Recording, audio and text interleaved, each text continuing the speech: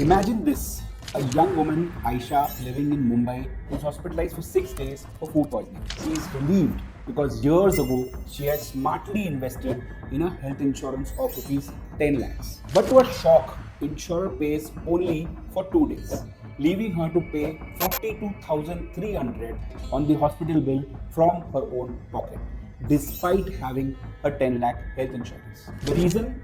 No active treatment in the hospital after day 2. Active treatment? Now, what is that even supposed to mean? No one is in the hospital for joy. Relax. I will break this down for you. 2 important clauses that you must know the entire logic behind it so that you never face what Aisha faced. At the end, I will also share some tips to ensure you don't face such deductions in your claim.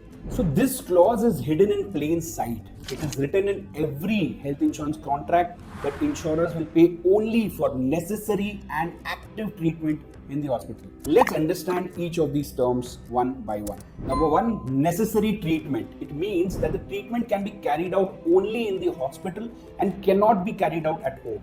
Imagine you have high fever and the doctor suggests some medicines and rest. But since no one's there to take care of you at home, you insist on getting hospitalized. The insurer now will call this unnecessary hospitalization because the treatment didn't technically need to happen in a hospital. So no coverage for this hospitalization.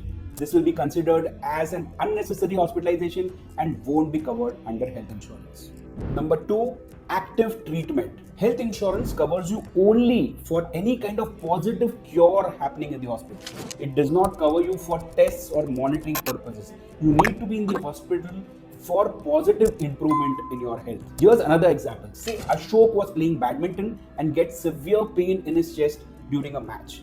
Worried it could be a heart attack, his friends rush him to a hospital. Doctors carry out multiple tests but fortunately find nothing alarming. But for safety purposes, to monitor him, they suggest that Ashok get admitted in the hospital for a day.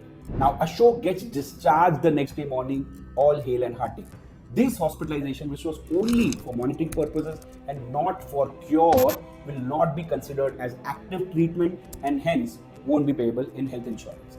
In the same case, if Ashok's health went bad during his stay in the night at the hospital and then the doctor recommended treatment that can only be carried out in a hospital, then, only then will the treatment be covered under health insurance. So quickly, let's summarize whatever we discussed today. What's not covered? 1, treatment that can be carried out at home instead of a hospital. 2, hospitalization that is purely for monitoring or testing purposes, not cure, and hence won't be covered under health insurance. What's covered? Let's understand even that. 1, treatment that can be carried out only in a hospital and not at home. 2, treatment that will cure the customer, positively improve their health, will be covered under health insurance. Wait, you think this is simple? This can be very confusing. What happens if a doctor recommends hospitalization and the insurer disagrees? Can an insurer overrule what a doctor has prescribed to a patient? The thing is, doctors usually want to play safe and can ask you to be hospitalized even for playing safe. On the other hand, insurers want to avoid unnecessary costs in hospitalization. So what should a customer do when there are disagreements between these two parties? 2 things. For planned hospitalization, always get pre-approval from your insurer.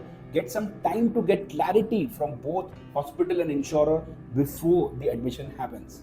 In emergency cases, after the patient is stable, talk to your doctor and understand if the admission is for treatment or just monitoring purposes so that you know what to expect. Follow Beshak for more tips that help you stay informed and protected.